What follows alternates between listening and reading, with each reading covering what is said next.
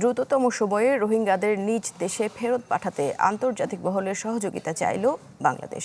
বিকেলে প্রধানমন্ত্রীর কার্যালয়ে বিভিন্ন দেশের রাষ্ট্রদূত ও আন্তর্জাতিক সংস্থার প্রতিনিধিদের সাথে আলোচনায় এই আহ্বান জানান প্রধানমন্ত্রীর মুখ্য সচিব। বলেন, মিয়ানমারের অভ্যন্তরীণ সংঘাতে বাড়ছে রোহিঙ্গা সংকট।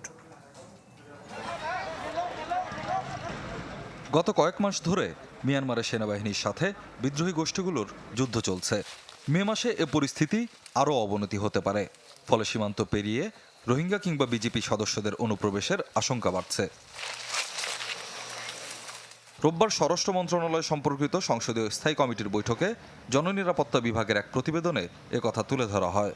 এই যখন পরিস্থিতি, তখন মঙ্গলবার বিকেলে রোহিঙ্গা সংকট সমাধানের নানা দিক নিয়ে জাপান, কানাডা সহ বিভিন্ন দেশের রাষ্ট্রদূত ও আন্তর্জাতিক সংস্থার প্রতিনিধিদের সাথে আলোচনা করেন প্রধানমন্ত্রীর মুখ্য সচিব। বলেন, সমস্যা দ্রুততম এবং স্থায়ী সমাধানে জাতিসংঘ সহ আন্তর্জাতিক সম্প্রদায়ের জোরালো ভূমিকা পালনের কথা।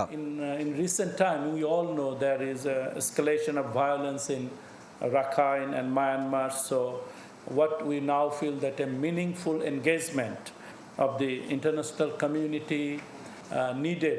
মুখ্য সচিব আশঙ্কা প্রকাশ করেন, প্রত্যাবাসন প্রক্রিয়ায় দেরি আঞ্চলিক নিরাপত্তার জন্য হুমকি হয়ে উঠবে। In between the Rohingya there are many groups, they are attacking each other. At times there had been even arson and extortion. So we feel that government is serious about maintaining stability and peace in that area. সংকট নিরসনে নিজ নিজ দেশের সরকারের প্রচেষ্টা অব্যাহত রাখার প্রতিশ্রুতি দেন সভায় উপস্থিত বিদেশি প্রতিনিধিরা।